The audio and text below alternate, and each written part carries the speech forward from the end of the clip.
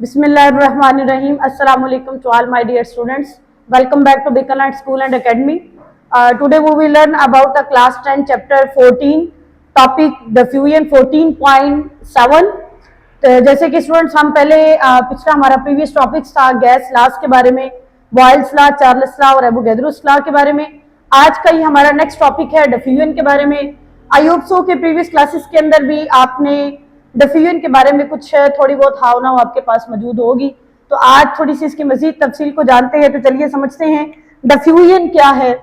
सबसे पहले डेफिनेशन है diffusion is the movement of the gas molecule from one area of higher concentration to an area of low concentration due to their continuous random motion.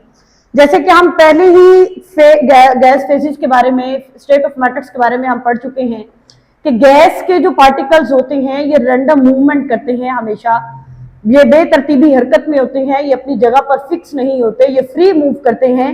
इनके दरमियान में inter molecular forces बहुत week होती हैं, बल्कि ना होने के बराबर होती हैं. तो दैट्स वाई ये इनकी मूवमेंट की वजह से जब भी कोई भी चीज है, जाहिर है अगर कहीं पर उसकी कंसंट्रेशन ज्यादा है और दूसरी तरफ उसकी अगर कंसंट्रेशन कम है तो वो हमेशा हायर कंसंट्रेशन वाले एरिया से लोअर कंसंट्रेशन की तरफ जाएगी. तो ऐसे में गैस के बारे में भी ऐसे ही है कि डिफ्यूजन क्या है कि किसी भी गैस पार्टिकल्स का अपने हायर कंसंट्रेशन वाले एरिया से लोअर कंसंट्रेशन वाले एरिया की तरफ जाना डिफ्यूजन कहलाता है. जी, एक्सप्लेनेशन में कि gas molecules are always moving randomly because of this motion. ये बात हमें पता है कि वो बेतरतीबी हरकत करती हैं, रैंडमली मूव करती हैं. तो इससे हमें क्या जो है वो इंफॉर्मेशन मिलती है. कहते हैं the particle spread out and mix each other automatically. जाहिर है वो खुद ही जब मूवमेंट करते हैं तो खुद ही आपस में एक दूसरे के साथ ऑटोमेटिकली क्या कर लेते हैं, मूवमेंट के साथ रैंडम टकराव करते हैं, कोलिजन करते हैं और स्प्रेड आउट हो जाते हैं. The spreading process is called diffusion.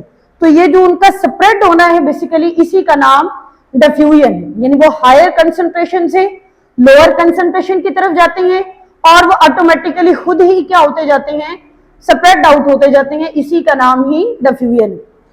Example हम ये समझते हैं, कहते हैं when a perfume is spread in one corner of a room its smell slowly spreads throughout the room due to diffusion. जैसे कि आपके पास रूम स्प्रे है, आपने अपने कमरे के रूम की सिर्फ एक कॉर्नर पर आपने उसका छिड़काव किया. आफ्टर सम टाइम आप देखेंगे कि उसकी खुशबू पूरे रूम के अंदर फैली हुई है. यानी कि क्या है कि हालांकि वो आपने कॉर्नर पर किया था, वहां उसकी कंसंट्रेशन हाई थी. With the passage of time वो ऑटोमेटिकली स्प्रेड आउट होते गए और पूरे रूम के अंदर वो फैल गए. तो पूरे रूम में हमें इसकी खुशबू आना क्या हो जाएगी, स्टार्ट हो जाएगी. तो ये अमल क्या है, डिफ्यूजन. यानी कॉर्नर में उसकी कंसंट्रेशन हाई थी, रूम में उसकी कम थी, तो ऑटोमेटिकली उन्होंने हायर से लोअर की तरफ जाना क्या कर दिया, स्टार्ट कर दिया. तो ये डिफ्यूजन का अमल है. जी, डिफ्यूजन ऑफ डिफरेंट गैसेस, ये बड़ा इंपॉर्टेंट क्वेश्चन है बोर्ड पॉइंट ऑफ व्यू से भी कि गैसेस के बारे में, चूंकि उनका वेट सेम है, अगर उनके नंबर ऑफ मोल सेम हो तो क्या उनकी डिफ्यूजन सेम होगी. कहते हैं different gas diffuses at different speeds. जी, लाइटर गैसेस डिफ्यूज फास्टर. यानी अगर गैस का वेट कम होगा लेकिन उसका डिफ्यूज करने का रेट हाई होगा, यानी उसकी मूवमेंट तेज होगी. जितना गैस का मास कम होगा उतनी उसकी मूवमेंट, उनकी डिफ्यूजन उतनी हाई होगी. Heavier gas diffuse slower. तो जितना वेट ज्यादा होगा उतना उसकी डिफ्यूजन का रेट कम होगा. आप इसकी एग्जांपल को यूं समझें, जैसे एक तरफ आपके पास हाइड्रोजन गैस है, एक तरफ आपके पास ऑक्सीजन गैस है. हाइड्रोजन का वेट 2 ग्राम है जबकि ऑक्सीजन का वेट जो होता है वो 32 ग्राम होता है. तो आप देखें कि अगर आपके पास एक सिलेंडर में हाइड्रोजन गैस है, एक सिलेंडर में आपके पास ऑक्सीजन गैस है, तो हाइड्रोजन का रेट ऑफ डिफ्यूजन हाई होगा. क्यों? उसका वेट कम है. जबकि ऑक्सीजन का जो है वो कम होगा डिफ्यूजन का रेट. क्यों? क्योंकि उसका वेट ज्यादा है. तो ये इनवर्स रिलेशन है वेट के साथ. एग्जांपल में यही एग्जांपल मेंशन है, hydrogen gas diffuse faster than oxygen gas because hydrogen molecule are lighter. ऐसा क्यों है? क्योंकि हाइड्रोजन के मॉलिक्यूल छोटे होते हैं, मास भी कम होता है, साइज में भी छोटे होते हैं. ऑक्सीजन का मॉलिक्यूल मास में भी बड़ा है और साइज में भी उसका हाइड्रोजन की निस्बत उसका साइज भी बड़ा है. Effect of temperature on diffusion, के टेम्परेचर का क्या इफेक्ट है डिफ्यूजन पर? कहता है व्हेन टेम्परेचर इंक्रीजेस, जब हम टेम्परेचर को बढ़ाते हैं, gas particle gain more kinetic energy.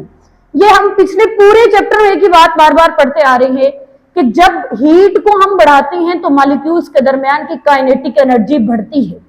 Kinetic energy बढ़ेगी तो उनकी कोलिजन बढ़ेगी, तो कोलिजन बढ़ेगी तो ऑटोमेटिकली वो मूव भी ज्यादा करेंगे, उनकी मूवमेंट बढ़ेगी, फास्टर हो जाएगी, उनकी कोलिजन से प्रेशर भी बढ़ेगा, स्प्रेड आउट भी वो होते चले जाएंगे। दे मूव फास्टर, वो बड़ी तेजी से मूव करेंगे। टेम्परेचर बढ़ाने से डिफ्यूजन बिकम क्विकर, और डिफ्यूजन का सिलसिला भी क्या हो जाएगा? तेज हो जाएगा। यानी कि टेम्परेचर का क्या इफेक्ट है? काइनेटिक एनर्जी बढ़ेगी, वो मॉलिक्यूल तेजी से मूव करेंगे, और डिफ्यूजन का रेट जो होगा वो ज्यादा हो जाएगा, तेज हो जाएगा। तो ये था स्टूडेंट्स हमारा डिफ्यूजन का टॉपिक 14.7। आई होप सो कि आपको आज का ये वीडियो लाजमी पसंद आई होगी। चैनल को लाजमी सब्सक्राइब किया करें, बेल आइकन पर क्लिक करें ताकि नई आने वाली हमारी वीडियो आपको लाजमी मिल सके। तब तक के लिए अपना बहुत सारा ख्याल रखें। अल्लाह हाफिज।